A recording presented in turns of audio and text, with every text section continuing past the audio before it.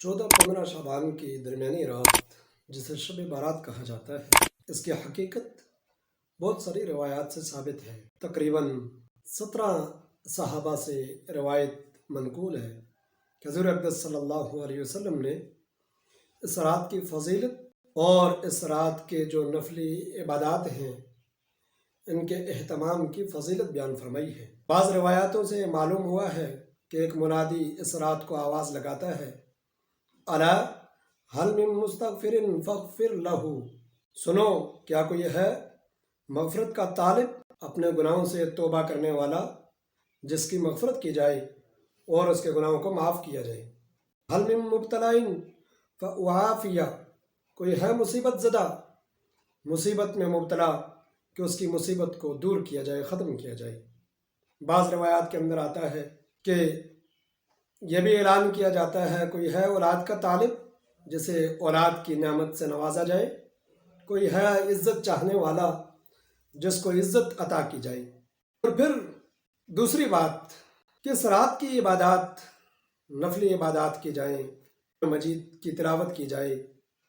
اور زیادہ سے زیادہ رب العالمین کی بارگاہ میں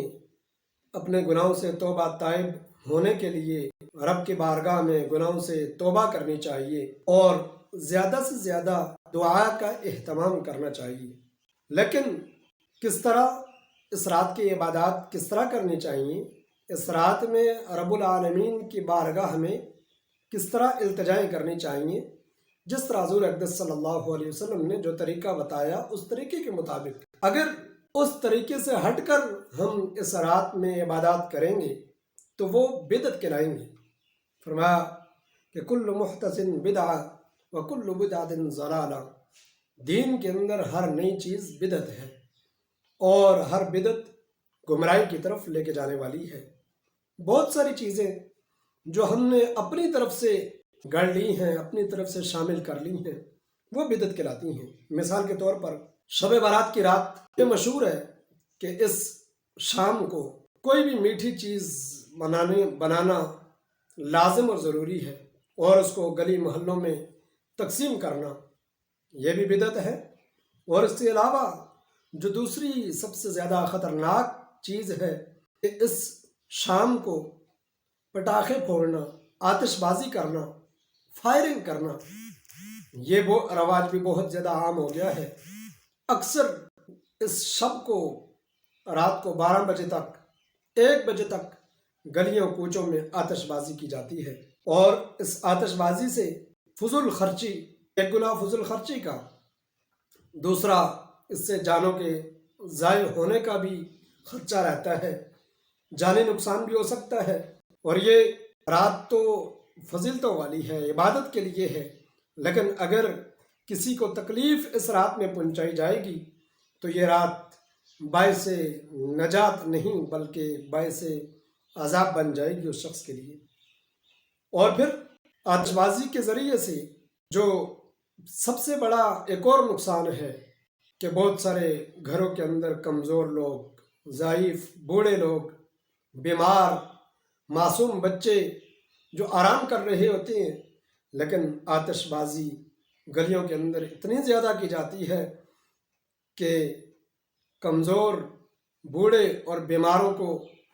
زیادہ تکلیف میں مبتلا کیا جاتا ہے۔ تو یہ رات تو رب سے مانگنے کی رات ہے، رب سے تعلق جوڑنے کی رات ہے۔ اگر مخلوق کو تکلیف پہنچا کر خالق کو راضی کرنے کی کوشش کی جائے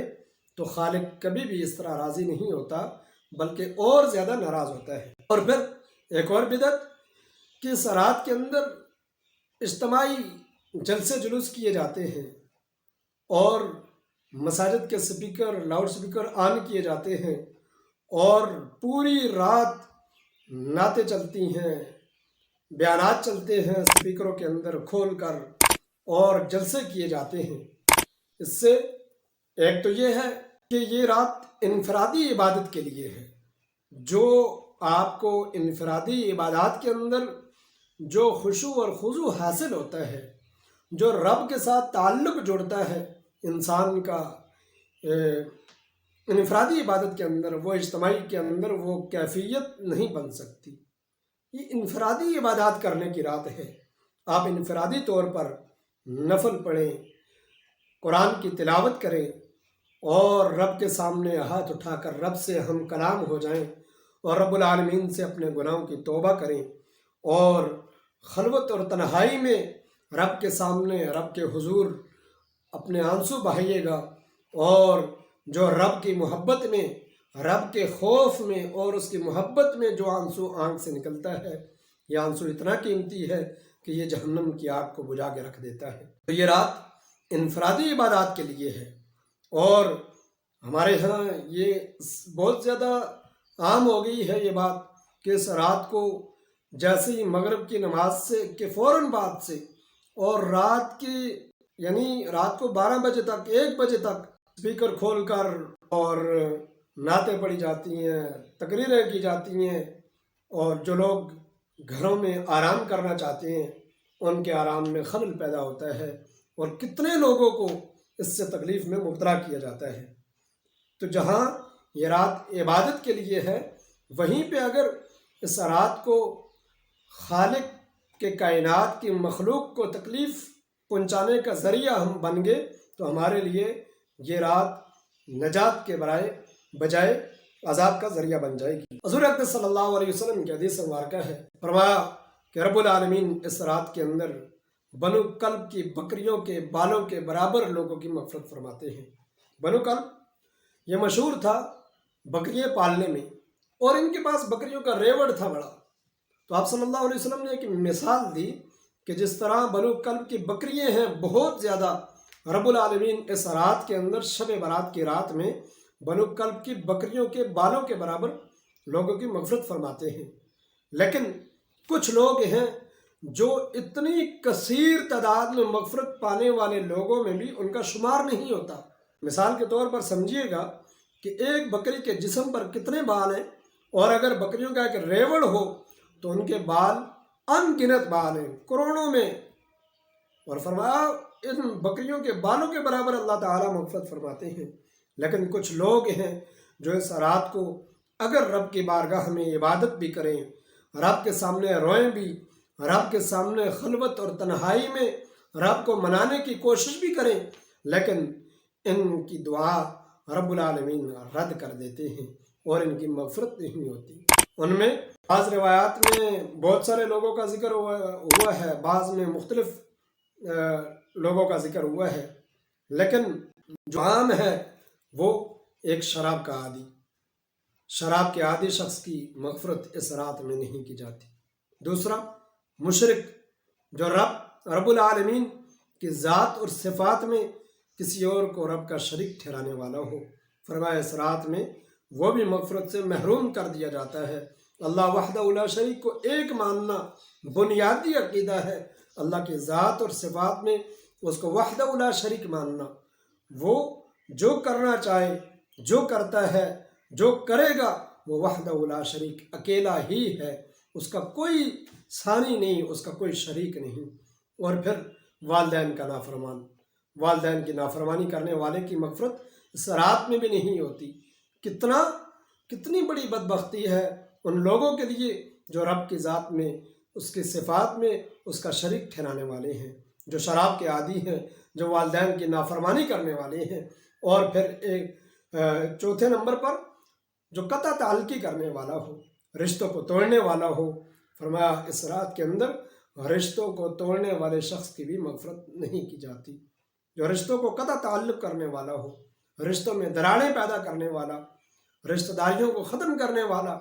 چھوٹی چھوٹی باتوں پر ہم لوگ رشتے توڑ دیتے ہیں، لیکن رشتے توڑنا، رشتوں کو ختم کرنا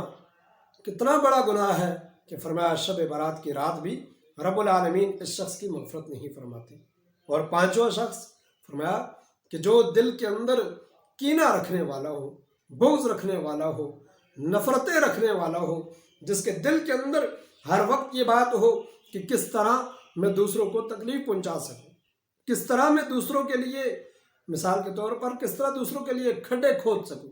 کس طرح دوسروں کے لیے میری ذات سے تکلیف کا ذریعہ میں دوسروں کے لیے بن جاؤں۔ فرمایا ان لوگوں کی مغفرت اس رات کے اندر نہیں ہوتی۔ تو یہ شب برات کی رات रब्बुल आलमीन की बारगाह में अपनी इल्तिजाएं रखने की रात है, रब्बुल आलमीन को मनाने की रात है और अपने गुनाहों पे नादिम होकर मग़फ़िरत तलब करने की रात है। और अगर ये खसलतें, बुरी खसलतें जो गिनवाई गई अहदीस के अंदर कि मुशरिक, शराब का आदी, वालिदैन का नाफरमान, कता ताल्लुकी करने वाला, कीना रखने वाला, अगर ये बुरी खसलतें हमारे अंदर मौजूद हैं तो हम इनको अपने अंदर से ख़त्म करके और रब्बुल आलमीन से की रहमतों के दरियाओं से कुछ लेने वाले बन जाएं। जहाँ ये ऐलान होता है कि अरा हल मिन मुस्तगफिरिन फगफिर लहू, कोई है मग़फ़िरत का तालिब जिसकी बख्शिश की जाए, जिसके गुनाहों को माफ़ किया जाए, तो हम इन सिफ़ात को अपने अंदर पैदा करें और फिर रब्बुल आलमीन की बारगाह में तौबा ताइब हों। रब्बुल आलमीन हमें इस रात के फ़ज़ाइल भी अता करेंगे और ये रात हमारे लिए निजात का ज़रिया बन जाएगी। अल्लाह ताला हमें अमल की तौफ़ीक़ अता फ़रमाए और ये सआदत वाली घड़ियाँ हमें नसीब फ़रमाए और इनसे फ़ायदा हासिल करने की तौफ़ीक़ अता फ़रमाए।